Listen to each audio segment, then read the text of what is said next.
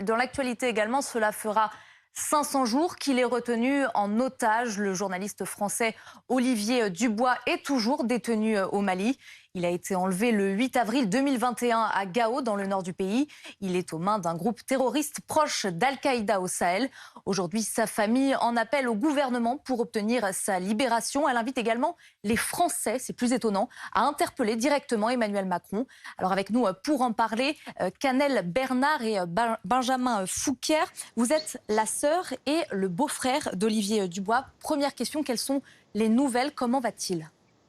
Bonjour, malheureusement, depuis le 8 avril 2021, en un an de captivité, nous avons eu 2 vidéos d'Olivier qui sont parues sur les réseaux sociaux qui sont des preuves de vie. Mais depuis, nous n'avons absolument aucune information sur sa situation. Aucune nouvelle. Comment vous arrivez à vivre sans nouvelles, évidemment? On imagine que c'est difficile. Comment au quotidien vous arrivez?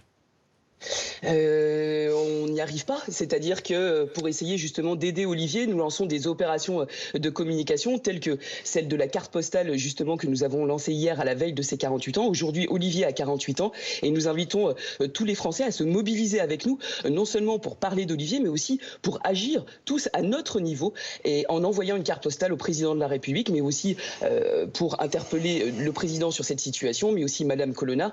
Et nous espérons effectivement que le cas d'Olivier remontera à leur niveau, à leurs oreilles, et que cela provoquera dans les meilleurs délais la libération de notre fils et frère. Tout à fait, on est obligé d'être dans l'action, excusez-moi pour poursuivre là-dessus, on est obligé d'être dans l'action, autrement on se fait manger par ce truc-là en fait.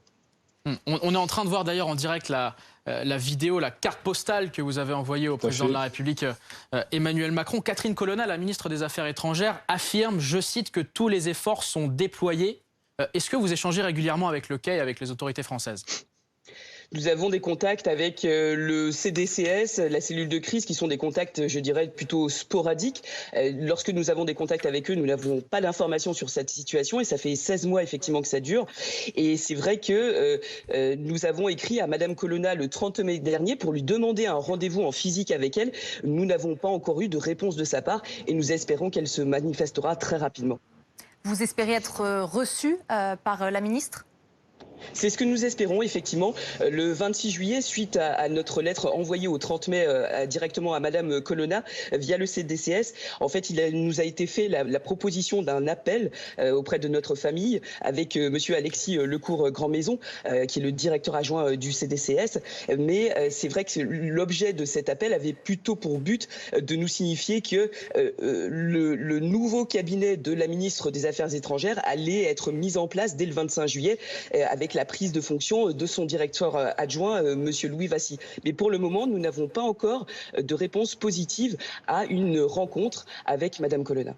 Donc c'est d'ailleurs l'objet de cette carte postale que vous avez envoyée à Emmanuel Macron pour essayer d'avoir ce rendez-vous. Est-ce que vous avez peut-être des informations sur ses conditions de vie, sur son traitement là-bas, ou rien du tout ? Malheureusement, on n'a rien à part les 2 vidéos qui ont pu être communiquées sur les réseaux sociaux et que vous avez pu relayer, qui ont été effectivement 3 semaines après son enlèvement, le 5 mai et le 13 mars de cette année, en 2022, où qui nous laissent entendre dire qu'il va bien, mais nous on le trouve fatigué. On n'a pas eu tous le même son de cloche là-dessus. Et après 16 mois, si vous voulez, ça fera 16 mois lundi qu'il est captif et le 21 août, ça fera exactement 500 jours. On se dit que ça serait peut-être bien enfin d'alerter M. Macron et qu'il daigne enfin porter les yeux sur aussi notre famille et ce qu'on vit au quotidien. Et ce qu'on doit faire pour se faire entendre. Car rappelons-le, c'est le seul otage français dans le monde. Oui. Tout à fait. Donc nous invitons effectivement tous les Français à envoyer cette carte postale à Emmanuel Macron avec une question qui est extrêmement simple. Bonjour Monsieur le Président, quand Olivier Dubois, journaliste, rentrera-t-il en France? Cela va faire 500 jours. Libérons Olivier Dubois et nous espérons effectivement que tous les Français qui se posent la même question que nous agiront sur cette opération et nous attendons tous une réponse simple de la part du Président de la République, mais aussi de la part de Madame Colonna. Alors justement, sur cette initiative que vous avez lancée, celle des cartes postales, est-ce que vous avez déjà des retours? Est-ce que vous savez si pour le moment cet appel a été suivi par la population? Alors, on a des retours déjà de fait d'avoir une interview avec vous. Ça montre que ça porte ses fruits. Hein, les gens en parlent. On a effectivement des retours sur les réseaux sociaux de gens qui nous communiquent qu'ils ont effectué cette chose. Il faut rappeler que c'est gratuit d'écrire à l'Élysée. Donc ça, c'est pour ça qu'on compte aussi effectivement là-dessus.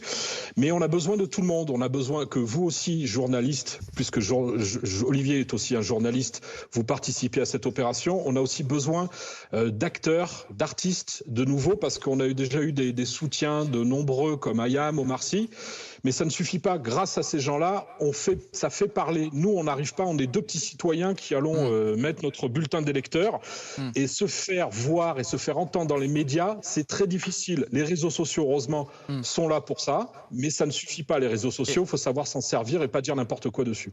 Merci à vous, merci à tous les deux. Évidemment, on continuera de suivre les informations concernant notre confrère Olivier Dubois. Merci à tous les deux.